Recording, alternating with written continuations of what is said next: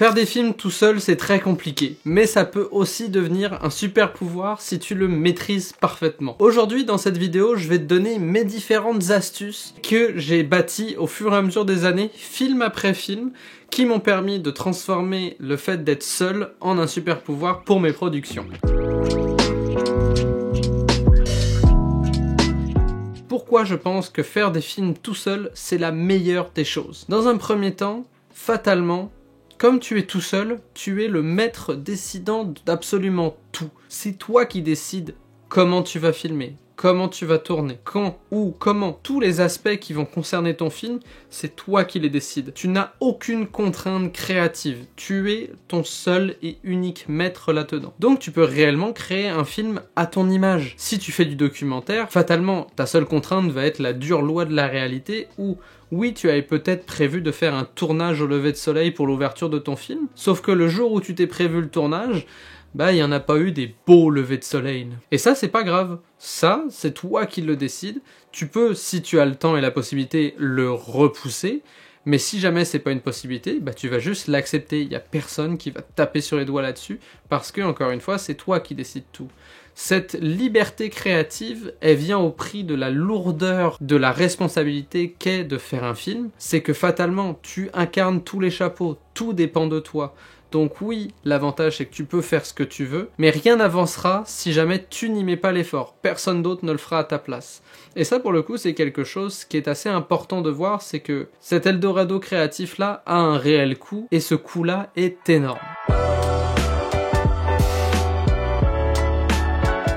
J'en parlais un petit peu dans ma vidéo de la semaine dernière où je vous disais qu'on se trouve toujours les meilleures excuses. On est très enclin à comparer notre travail face à ceux qui ont des grosses productions sur Netflix, sur autres. Peu importe le médium, peu importe le film, on se retrouve constamment à comparer son travail. Cette comparaison-là, elle amène un problème, c'est qu'on se crée toujours plein d'excuses. La vérité, c'est que si tu as une caméra, une lentille et un micro, tu peux faire un film. Et tu peux même faire un très bon film. Tu n'as pas besoin d'avoir des lentilles qui te permettent de couvrir autant une lentille macro que de pouvoir filmer la face de la lune, et ce dans le même film.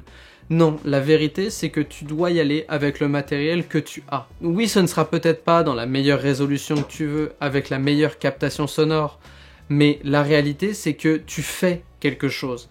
Tu auras tout le temps, au fur et à mesure de ta carrière, de progresser, d'acheter du nouveau matériel, de l'éclairage, du son, peu importe c'est quoi, au moment où tu en auras besoin et que tu auras la possibilité de te l'offrir, tu pourras te l'offrir. Mais avant ça, fais avec ce que tu as, ça va vraiment te permettre aussi de travailler avec les limitations de ton matériel. Ces limitations-là, elles vont te permettre vraiment de peaufiner ton processus créatif, de peaufiner ton histoire, parce que c'est avec ces restrictions-là que tu vas pouvoir définir ce qui est possible ou non. Et donc, ta créativité va embarquer d'elle-même pour venir t'aider et travailler avec toi pour finalement réaliser ton film. Limite tes possibilités. Tu n'as pas forcément besoin de monter le gros projet de ta vie. Si tu es tout seul, selon toute vraisemblance, ça va être extrêmement difficile de réaliser ce gros projet que tu as en tête. Oui, c'est sûr que c'est toujours tentant d'essayer de bosser sur quelque chose d'énorme, qui a de l'ampleur. C'est extrêmement grisant. Mais la réalité, c'est que t'es tout seul. Ça te met une pression considérable.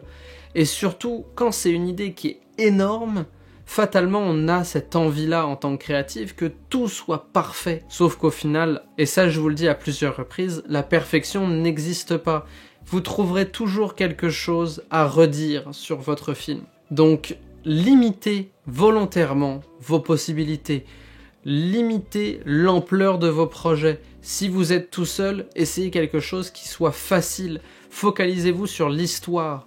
L'histoire est vraiment le cœur de tout ça. C'est à partir de ce moment-là que vous pouvez comprendre que l'histoire, c'est la clé. Si votre sujet est attachant, si votre histoire est poignante, si on avance dans l'histoire et qu'on se sent comme si on en faisait partie de cette histoire-là. Ça, c'est des choses qui font réellement la différence. Si vous êtes capable de faire ça, ça en dit très long sur vos capacités. Donc, si jamais vous êtes en mesure de réaliser un film tout seul et que l'histoire est attachante et intéressante et qu'on a envie d'en savoir plus, je me fais aucune inquiétude sur quand vous allez pouvoir travailler avec plus de budget, plus d'équipe et tout ça.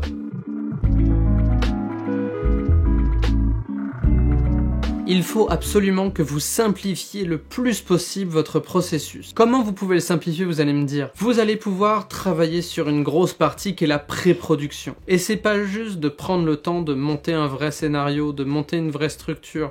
C'est aussi de prendre le temps de vraiment préparer son matériel, vous assurer que vous avez absolument tout ce dont vous avez besoin, que vous manquez pas de batterie, que vous manquez pas de rien, que vous allez pouvoir vraiment réaliser l'ensemble de ce que vous êtes parti pour filmer à la base. Après, ce qui va se passer sur le tournage, ça j'ai quasiment envie de dire que c'est un problème pour le vous du futur. C'est dur de faire un film, c'est dur de constamment devoir s'adapter, mais ça fait partie du jeu et si jamais vous voulez vraiment faire des films, vous allez devoir apprendre à vous adapter parce que tout ce que vous allez pouvoir prévoir peut avoir une possibilité d'être explosé par les dures lois de la réalité. Cette to-do list que vous allez avoir à faire, ça va être votre Bible et vous devez de vous préparer pour la respecter.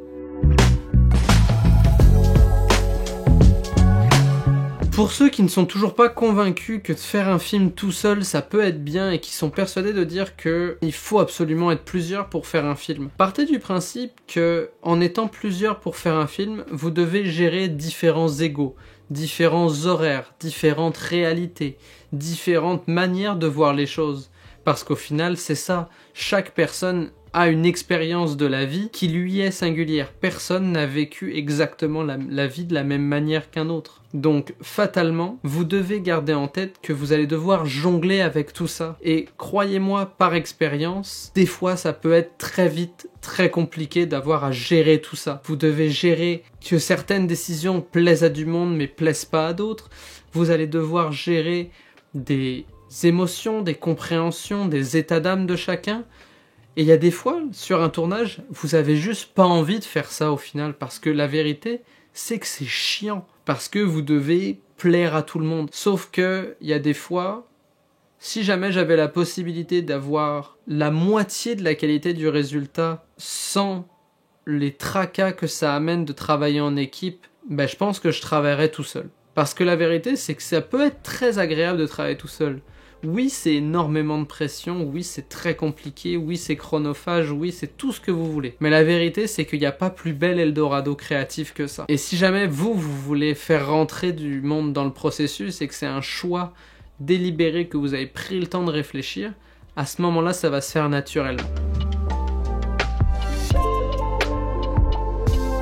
Je ne vais surprendre personne si je vous dis que faire un film, c'est compliqué. Ça prend du temps, de l'argent, de la complexité, une histoire, plein de petites variables qui vont rentrer en jeu en même temps, qui vont faire en sorte que votre film devienne réalité. Sauf que, en étant tout seul, vous vous facilitez grandement la tâche. Personnellement, je suis un énorme fan de faire des projets tout seul parce que, à la fois, ils te permettent d'identifier exactement ce que tu veux faire, parce que comme tu incarnes tous les chapeaux dans l'ensemble du processus, que ce soit à la pré-production, au tournage ou au montage, bah tu vas savoir les parties qui t'animent le plus.